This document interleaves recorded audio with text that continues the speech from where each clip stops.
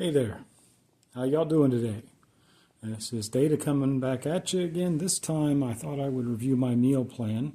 It's a little bit like the others, but I just wanted to share it to create the record for myself and also so you'll get an idea of what it is I'm taking on this particular section of my myth hike for the start of 2026.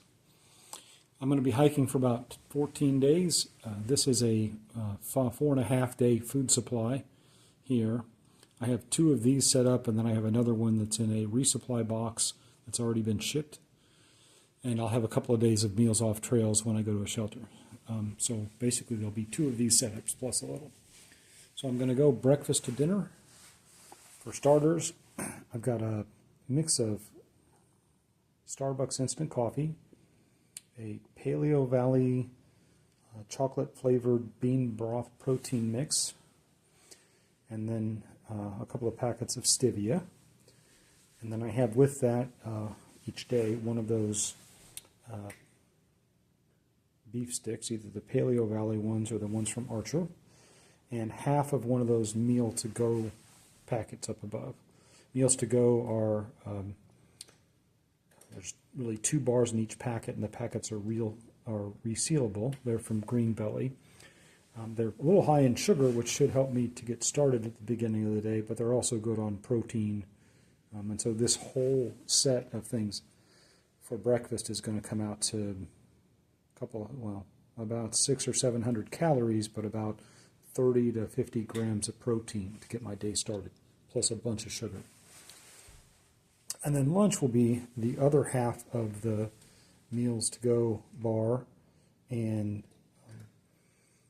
1 or 2 of the meat sticks that are on either side of them. And then for snacks during the day, I've got my homemade trail mix and some Quest bars, and then the rest of the meat sticks.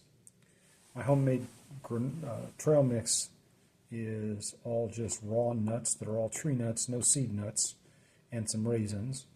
And I've roasted the raw nuts and I put a little salt and a little onion powder and a little garlic powder on them so they have a little bit of additional flavor and zip. They're pretty good. Mrs. Data says she likes them. And then I have electrolytes for consuming during the day. I have 2 packets of Element per day. I think that'll be enough. And then for dinner, where I kind of load up on calories after the day, I use Mike's Mighty Good Ramen.